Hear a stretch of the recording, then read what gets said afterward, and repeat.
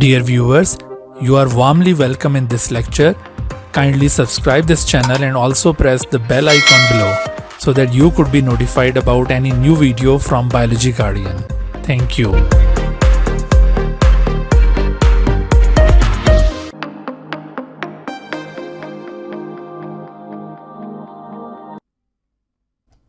बिस्मिल्लाहिर्रहमानिर्रहीम।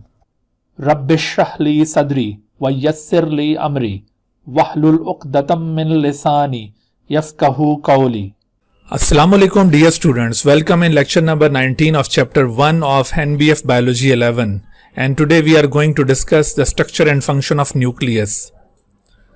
स्टूडेंट्स, आज के लेक्चर के जो हमारे लर्निंग ऑब्जेक्टिव्स हैं, जिन टॉपिक्स को आज हमने कवर करना है, उनमें सेल ऑर्गेनल्स के बारे में हम पिछले लेक्चर्स के अंदर बात कर चुके हैं और उन सेल ऑर्गेनल्स के सिलसिले में सिर्फ एक ऑर्गेनल रह गया। बाकी हमने जिस तरह से लास्ट लेक्चर में माइटोकॉन्ड्रिया और प्लास्टिड्स के बारे में डिस्कस किया था, लेकिन आज के लेक्चर में हम न्यूक्लियस को कवर करेंगे और ये इस सिलसिले का गालिबन आखिरी लेक्चर होगा। इसमें हम न्यूक्लियस का स्ट्रक्चर और फंक्शन डिटेल के साथ कवर करेंगे और इसके साथ साथ कुछ क्रोमोसोम नंबर के हवाले से भी एक ब्रीफ डिस्कशन किया जाएगा। ये चीज भी आज के लेक्चर में शामिल होगी। अब देखिए न्यूक्लियस, तो न्यूक्लियस आमतौर पर इसको डबल मेम्ब्रेनस स्फेरिकल स्ट्रक्चर कहा जाता है और ये double membranous spherical structure it is found in the centre of the cell. तो आमतौर पर चूंकि ये सेंटर ऑफ द सेल में पाया जाता है, या जब ये डिस्कवर हुआ था उस वक्त ये सेंटर ऑफ द सेल में मौजूद था, तो इस वजह से इसको नाम न्यूक्लियस दे दिया। आपको याद है कि न्यूक्लियस कब डिस्कवर हुआ था, तो आपने ये बात भी याद रखनी है, बाकी तमाम सेल ऑर्गेनल्स के मुकाबले में न्यूक्लियस सबसे पहले डिस्कवर हुआ था और ये 1831 में रॉबर्ट ब्राउन ने इसे रिपोर्ट किया था। रॉबर्ट ब्राउन, तो ये दोनों आपने फिगर भी और ये साथ नेम भी उसको जरूर याद रखना है, ये अक्सर पूछ लिया जाता है। न्यूक्लियस वैसे तो अभी मैंने आपको बताया कि एक सेल के अंदर सेंट्रल स्ट्रक्चर है और एनिमल सेल के हद तक तो ये बिल्कुल दुरुस्त है। अगरचे कुछ एनिमल सेल के अंदर आपको न्यूक्लियस सेंटर के बजाय थोड़ा सा साइड पे नजर आएगा। मिसाल के तौर पर जो स्केलेटल मसल फाइबर्स हैं, तो उन स्केलेटल मसल फाइबर्स के अंदर आपको न्यूक्लियस ये थोड़ा सा सेल मेम्ब्रेन के साथ साथ आपको नजर आएगा, ये बिल्कुल सेंटर में मौजूद नहीं होता। उसकी वजह क्या है? उसकी वजह यह है कि उसका साइटोप्लाज्म का जो मैक्सिमम पोर्शन है वो मायोफिब्रिल्स ने ऑक्यूपाई किया हुआ होता है। तो मायोफिब्रिल्स की अबंडेंस की वजह से स्केलेटल मसल फाइबर सेल के जो न्यूक्लियाई होंगे वो इस तरह से मेम्ब्रेन के बिल्कुल एडजेसेंटली प्रेजेंट होंगे। अदरवाइज जनरली न्यूक्लियस एक एनिमल सेल के सेंटर में मौजूद होता है, लेकिन plant cell is usually characterised by the presence of nucleus towards the side of the cell due to the presence of large central vacuole. इस तरह से एक लार्ज सेंट्रल वैक्यूल की वजह से ये थोड़ा सा साइड पर नजर आएगा। अच्छा, यूं तो सभी जो लिविंग सेल्स हैं उनके पास न्यूक्लियस जरूर मौजूद होता है, क्योंकि न्यूक्लियस अपने फंक्शन के लिहाज से ब्रेन ऑफ द सेल कहलाता है। ब्रेन ऑफ द सेल, क्योंकि ये सेल की तमाम एक्टिविटीज को रेगुलेट करता है। तो आमतौर पर जितने लिविंग सेल्स हैं they must have nucleus, but there are exceptions, जैसे आरबीसीज ये ऐसे लिविंग सेल्स हैं दैट डोंट हैव न्यूक्लियस। और इसी तरह से प्लांट्स के अंदर अगर एग्जांपल ली जाए तो प्लांट्स के अंदर जो सीव ट्यूब सेल्स होते हैं, सीव ट्यूब सेल्स, ये ऐसी ही लिविंग सेल्स की एग्जांपल्स हैं that don't have nucleus. Otherwise जो प्लांट के अंदर डेड सेल्स हैं, जैसे sclerenchyma cells, xylem vessel, xylem fibre, उनके अंदर भी न्यूक्लियस नहीं होगा, लेकिन वो तो वैसे ही डेड है ना। ये हम बात कर रहे हैं जो लिविंग सेल्स हैं। तो living cells that don't have nucleus, उनकी ये दो एग्जांपल्स आपने याद रखनी है। इसके अलावा बाकी लिविंग सेल्स के अंदर आपको न्यूक्लियस जरूर मिलेगा। आमतौर पर एक सेल के अंदर सिंगल न्यूक्लियस होता है, ऐसे सेल्स को कहा जाता है मोनोन्यूक्लिएट सेल, या इसके लिए मोनोकैरियोटिक वर्ड भी यूज किया जाता है। और समटाइम किसी सेल के अंदर दो न्यूक्लियाई हो सकते हैं, तो इसे बाइन्यूक्लिएट या डाइकैरियोटिक सेल कहा जाएगा। फंजाई के केस में डाइकैरियोटिक सेल को समटाइम हेटेरोकैरियोटिक भी कहते हैं। ये हम फंजाई का जब पार्ट पढ़ेंगे वहां पर इस बात को दोबारा से डेमोन्स्ट्रेट करेंगे, तो वहां पर इसे हेटेरोकैरियोटिक सेल भी कहा जाता है। और there are certain cells in which many nuclei are present, more than 2 nuclei अगर प्रेजेंट है तो ऐसे सेल को मल्टी न्यूक्लिएट सेल कहा जाएगा। और मल्टी न्यूक्लिएट सेल के लिए एक और टर्म यूज की जाती है, such cells are also known as coenocytic cells. जैसे आपने फंजाई के अंदर सिनोसिटिक हाइफी पढ़े, राइजोपस के अंदर सिनोसिटिक हाइफी होते हैं, यानी उसमें जो उनका हाइफा होगा उसमें क्रॉस पार्टीशन मौजूद नहीं होगी, और क्रॉस पार्टीशन ना होने की वजह से उसमें मैनी न्यूक्लियाई आर देयर।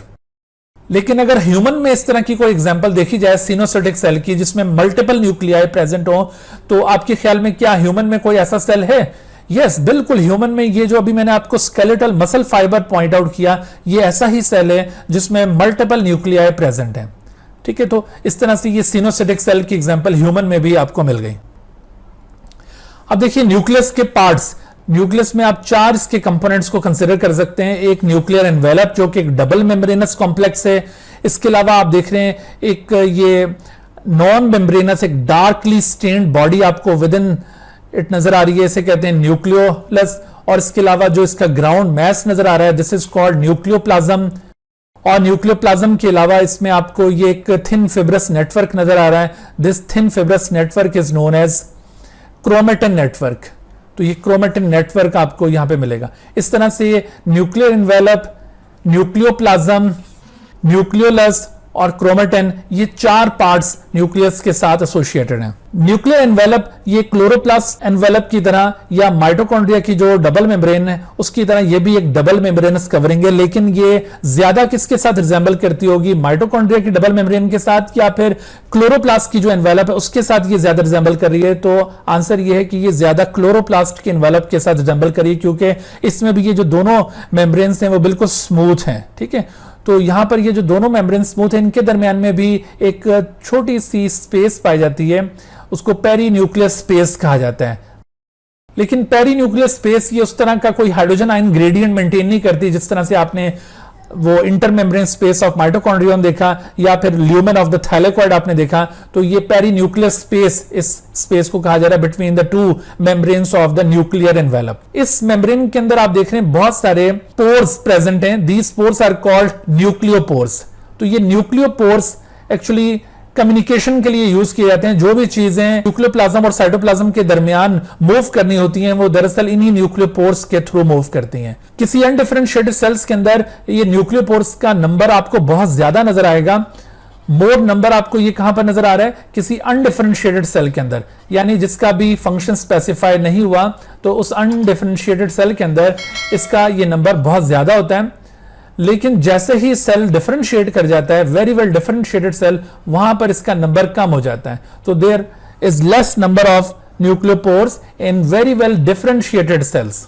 आप देख रहे हैं कि न्यूक्लियोपोर्स ये सर्टेन प्लेसेस पर इस आउटर न्यूक्लियर मेम्ब्रेन को एंडोप्लाज्मिक रेटिकुलम के साथ कनेक्ट कर रहे हैं। तो इस तरह से कई जगहों से आपको ये न्यूक्लियर एनवेलप एंडोप्लाज्मिक रेटिकुलम के साथ कनेक्टेड नजर आएगी।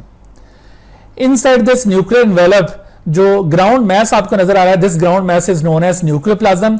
तो न्यूक्लियोप्लाज्म की कैरेक्टरिस्टिक्स भी आपको माइटोकॉन्ड्रियल मैट्रिक्स और क्लोरोप्लास्ट्रोमा से मिलती जुलती नजर आएंगी, क्योंकि इसके अंदर भी डीएनए मौजूद है, इसके अंदर भी राइबोसोमल सब यूनिट्स प्रेजेंट होंगे और इसके अंदर भी all types of RNA present हैं। लेकिन यहां पर अंदर प्रोटीन नहीं बन रही होती। प्रोटीन की सिंथेसिस हमेशा साइटोप्लाज्म में होगी और वहां से प्रोटीन बनने के बाद यहां पर आ जाती हैं। जबकि इसके बरक्स आपको जो माइटोकॉन्ड्रियल मैट्रिक्स अभी एक्सप्लेन किया था या क्लोरोप्लास्ट का स्ट्रोमा, तो वहां पर उनकी अपनी प्रोटीन उनके अंदर प्रोड्यूस हो रही होती हैं। यहां पर ये सारी चीजें मौजूद हैं, लेकिन प्रोटीन्स की सिंथेसिस बाहर होगी। इसके अलावा यहां पर जो डीएनए आपको पॉइंट आउट किया वो भी लीनियर डीएनए, यूकैरियोटिक टाइप का डीएनए, सर्कुलर डीएनए नहीं होगा। तो बाकी मैट्रिक्स में और क्लोरोप्लास्ट्रोमा के अंदर आपको सर्कुलर डीएनए दिखाया गया था। न्यूक्लियोप्लाज्म का जो पेरिफेरल रीजन होता है उसे कहते हैं न्यूक्लियर लैमिना। ये थोड़ा सा फिब्रस रीजन है और ये इसकी शेप को मेंटेन करने में इन्वॉल्व होता है। This peripheral region of this nucleoplasm is known as nuclear lamina. Nucleoplasm के अंदर 2 प्रोमिनेंट चीजें, उनमें से एक न्यूक्लियोलस और दूसरा क्रोमेटिन। न्यूक्लियोलस ये आपको एक नॉन डिवाइडिंग सेल के अंदर नजर आ रहा होगा विद इन द न्यूक्लियस। ये एक नॉन मेम्ब्रेनस एक डार्कली स्टेन्ड रीजन है, यानी जब भी हम किसी कलर डाई के साथ न्यूक्लियस को स्टेन करते हैं तो ये जो न्यूक्लियोलस है ये उस कलर डाई को ज्यादा रिस्पॉन्ड करता है। तो इस वजह से आमतौर पर इसको एक डार्कली स्टेन्ड बॉडी कहते हैं। तो ये डार्कली स्टेन्ड बॉडी ये किसी मेम्ब्रेन से इनक्लोज नहीं है। अगर आप इस डार्कली स्टेन्ड बॉडी का स्ट्रक्चर ऑब्जर्व करें तो इसमें 2 रीजन्स नजर आएंगे। इसका एक जो सेंट्रल पोर्शन है वो इस तरह से फिब्रस होगा। The central part of this nucleolus is fibrous. तो ये इनर फिब्रिलर एरिया कहलाता है। This is known as inner fibrillar area. ये जो आपको मैंने इनर फिब्रिलर एरिया बताया, this inner fibrillar area basically consist of ribosomal RNA, इसके अंदर राइबोसोमल आरएनए मौजूद है और इसके साथ साथ इसके अंदर राइबोसोमल डीएनए मौजूद है। राइबोसोमल आरएनए तो आप जानते हैं कि ये वो आरएनए जो राइबोसोम को बनाने के लिए यूटिलाइज होता है, लेकिन राइबोसोमल डीएनए क्या चीज है? एक्चुअली राइबोसोमल डीएनए, ये डीएनए का वो सेगमेंट है जो राइबोसोमल आरएनए बनाने की इंफॉर्मेशन पोजेस करता है। तो वो सेगमेंट ऑफ डीएनए, वो पार्ट ऑफ डीएनए जो राइबोसोमल आरएनए को सिंथेसाइज करती हैं, यानी राइबोसोमल आरएनए सिंथेसाइजिंग जीन्स, तो वो दरअसल वो भी इसी हिस्से के अंदर मौजूद है, सेंट्रल पार्ट के अंदर। तो this inner fibrillar area contains ribosomal RNA और राइबोसोमल डीएनए। जो फाइबर आपको यहां पर बताएं वो फाइबर क्या थे? राइबोसोमल आरएनए और राइबोसोमल डीएनए। लेकिन इसका जो पेरिफेरल पोर्शन है, the peripheral portion is granular. तो इसका आउटर पोर्शन इस तरह से ये ग्रेन्यूलर होगा, वहां पर यूं छोटे छोटे से ग्रेन्यूल्स प्रेजेंट होंगे। तो एक्चुअली ये ग्रेन्यूल्स क्या है? दीज आर द राइबोसोमल सब यूनिट्स जो इस तरह पेरिफ्री में आपको नजर आ रहे हैं, क्योंकि राइबोसोमल सब यूनिट्स यहां पर बनते हैं और बनने के बाद ये पेरिफ्री में टेम्परेरली स्टोर हो जाते हैं और यहां से फिर ग्रेजुअली वो लिबरेट होते जाते हैं और साइटोप्लाज्म की जानिब चले जाते हैं। ठीक है, तो ये outer granular area actually contains ribosomal सब यूनिट्स। और ये कौन से वाले राइबोसोम्स होंगे? ये 80s टाइप के राइबोसोम्स हैं, ये 70s राइबोसोम्स नहीं है। ठीक है, तो इस लिहाज से भी आप देखिए कि जो न्यूक्लियोप्लाज्म में अभी मैंने आपको कैरेक्टरिस्टिक्स बताई थी, मैट्रिक्स और स्ट्रोमा के साथ रिजेंबलिंग कैरेक्टरिस्टिक्स, तो उनमें आपको राइबोसोम की अक्रेंस यहां पे बताई थी। लेकिन मैट्रिक्स और स्ट्रोमा के अंदर जो राइबोसोम्स हैं वो 70s राइबोसोम है और यहां पर जो राइबोसोमल सब यूनिट आपको मिलेंगे वो 80s राइबोसोम्स होंगे।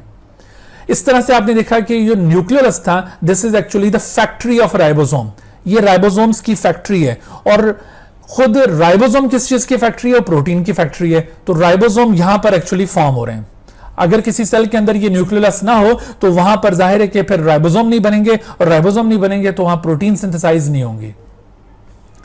उसके बाद फिर देखिए क्रोमेटिन, जो इसके अंदर दूसरा प्रोमिनेंट स्ट्रक्चर है वो क्रोमेटिन कहलाएगा। लेकिन उससे पहले हम एक और क्वेश्चन यहां पे लेते हैं कि what explains why cells with no nuclei die, so they do not have centrioles and cannot divide। इसका ताल्लुक न्यूक्लियोलाई का सेंट्रियोल के साथ हरगिज नहीं है। न्यूक्लियोलाई दरअसल ये प्लूरल टर्म है न्यूक्लियोलस की। सेकंड ऑप्शन देखिए कि they do not have mitochondria and cannot release energy। इसका ताल्लुक न्यूक्लियोलाई का माइटोकॉन्ड्रिया के साथ भी नहीं है। they do not have mRNA and cannot transcribe DNA। तो इस तरह से ये mRNA के साथ भी एसोसिएटेड नहीं है। But they do not have ribosomes and cannot synthesise सिंथेसाइज प्रोटीन। बिल्कुल यही ऑप्शन दुरुस्त है। तो इस तरह से ये आंसर बनेगा इसका। अब देखिए क्रोमेटिन और क्रोमोसोम। तो क्रोमेटिन क्या चीज होती है? एक नॉन डिवाइडिंग सेल के अंदर, जो सेल अभी डिवाइड नहीं कर रहा, वहां पर आपको न्यूक्लियस के न्यूक्लियोप्लाज्म के अंदर इस तरह थिन फिब्रस नेटवर्क नजर आएगा। इस थिन फिब्रस नेटवर्क को क्रोमेटिन कहा जाता है।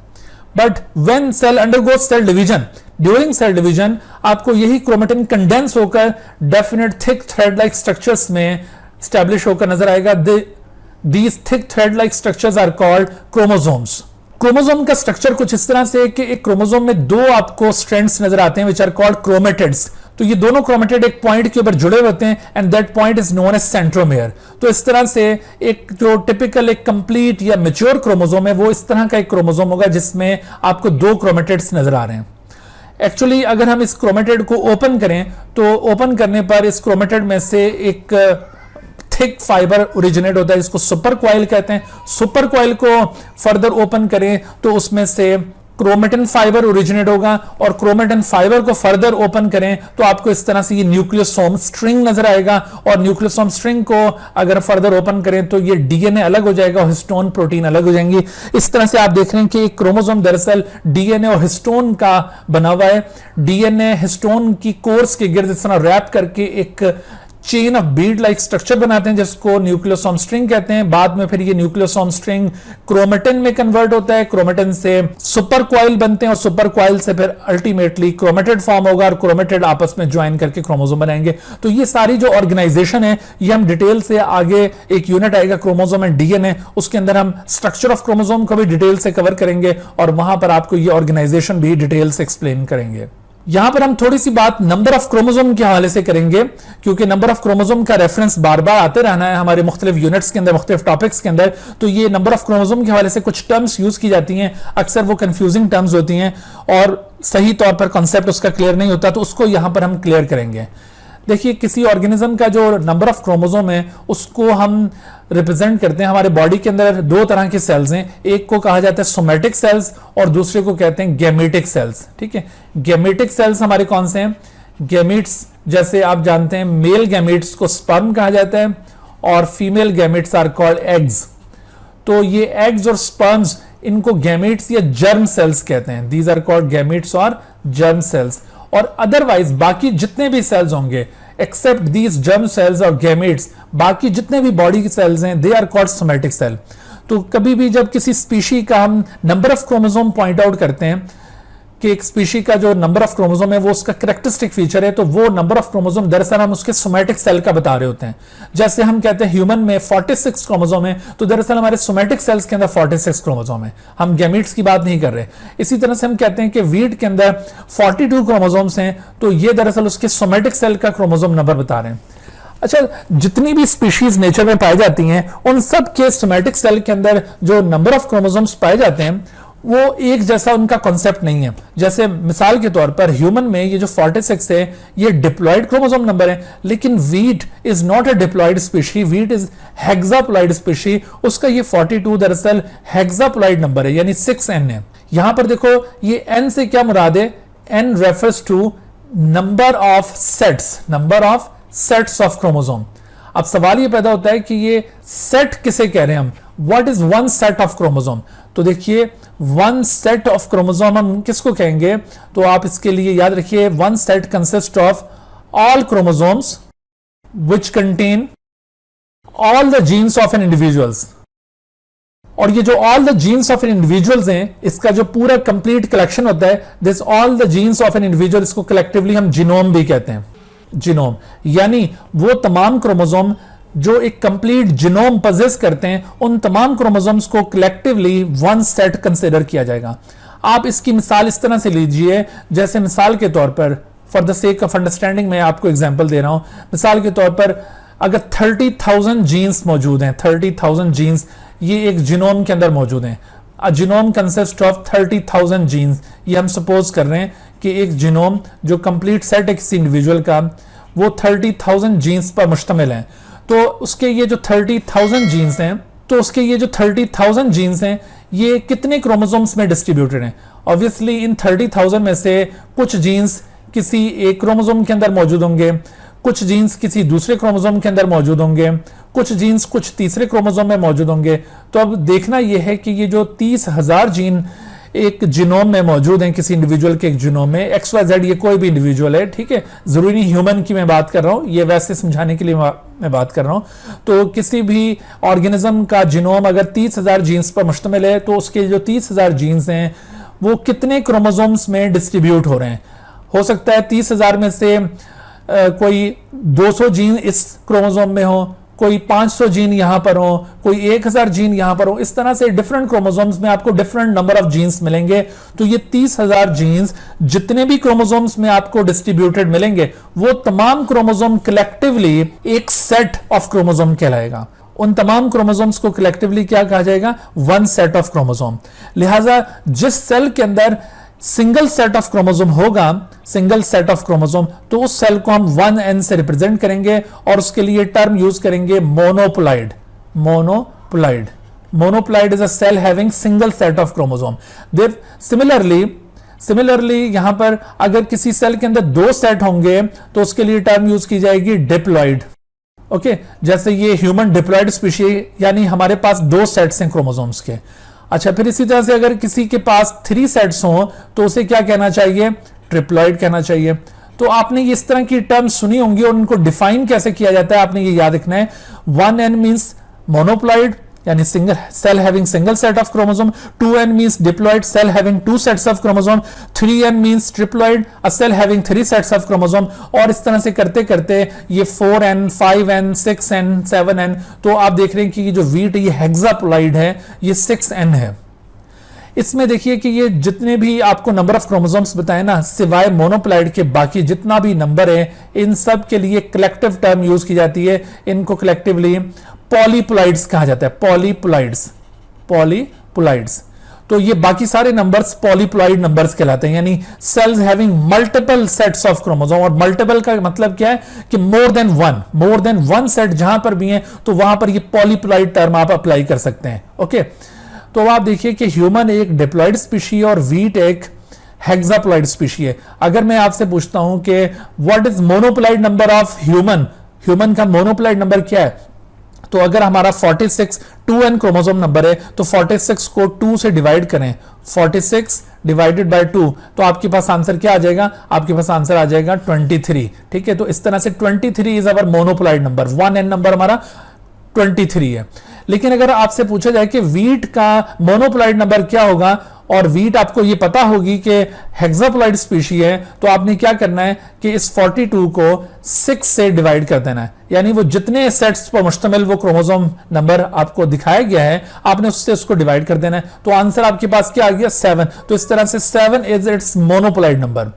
1n नंबर इसका 7 है और इसका 1n 23 है। ठीक हो गया। अब आपको ये मोनोप्लॉइड नंबर और पॉलीप्लॉइड और बाकी डिप्लॉइड ट्रिप्लॉइड ये सारी बातें समझ में आ गई। लेकिन अभी तक हमने एक और टर्म यूज नहीं की, हैप्लॉइड। हैप्लॉइड से क्या मतलब है? अब जरा देखिए गौर से। देखिए हैप्लॉइड से मतलब ये है कि हैप्लॉइड जो नंबर होता है ना, ये exactly half then somatic number है। Whatever is the somatic number of chromosome. Somatic cell के अंदर चाहे किसी के अंदर 2n क्रोमोसोम नंबर हो या किसी के अंदर 6n हो, what ever is the somatic number of chromosome, उसका एग्जैक्टली जो हाफ होगा वो दरअसल हैप्लॉइड कहलाएगा। और हैप्लॉइड क्रोमोसोम नंबर कहां पाया जाता है? Haploid chromosome number is always found in the gametes. यानी ये जो स्पर्म्स या एग्स होते हैं ना किसी भी इंडिविजुअल के, वो हमेशा haploid number of chromosome show करते हैं। ठीक है, लेकिन सोमैटिक सेल के अंदर जो क्रोमोसोम नंबर है वो क्या होगा? वो वेरिएबल होगा, वो हमेशा डिप्लॉइड नहीं होता। किसी स्पीशी में डिप्लॉइड होगा, जैसे ह्यूमन में वो डिप्लॉइड है, लेकिन किसी स्पीशी में वो टेट्राप्लॉइड हो सकता है। जैसे आप देखिए पोटैटो जो है, पोटैटो इसका क्रोमोसोम नंबर है 48 और 48 ये टेट्राप्लॉइड है। बेसिकली ये 4n क्रोमोसोम नंबर है, नॉट 2n। ये टेट्राप्लॉइड स्पीशी है। आपको प्लांट्स के अंदर अक्सर पॉलीप्लॉइड ही नजर आएगी, पॉलीप्लॉइड नंबर्स मिलेंगे। एनिमल्स मोस्टली डिप्लॉइड स्पीशीज होती हैं। ठीक है, तो सोमैटिक सेल का जो नंबर ऑफ क्रोमोसोम है वो डिफरेंट स्पीशी में डिफर कर रहा है। ज्यादातर आपको अगर चाहिए डिप्लॉइड स्टेट नजर आती है, लेकिन प्लांट्स में आपको अक्सर डिप्लॉइड के बजाय टेट्राप्लॉइड, हेक्साप्लॉइड स्पीशीज या ऑक्टाप्लॉइड स्पीशीज भी मिलेंगी। तो गैमीट्स जो होते हैं वो हमेशा सोमैटिक नंबर के हमेशा हाफ नंबर ऑफ क्रोमोसोम पर मुश्तमिल होते हैं, और इसी हाफ नंबर ऑफ क्रोमोसोम को क्या कहते हैं? हैप्लॉइड। अब देखो हमारा ह्यूमन के केस में जो सोमैटिक नंबर था वो 46 था, तो इसका हाफ किया जाए तो बन गया 23। तो हमारा इत्तेफाक से जो मोनोप्लॉइड नंबर है वो भी 23 है और हमारा हैप्लॉइड भी 23 है। इस वजह से हम हैप्लॉइड को 1n से रिप्रेजेंट कर रहे हैं।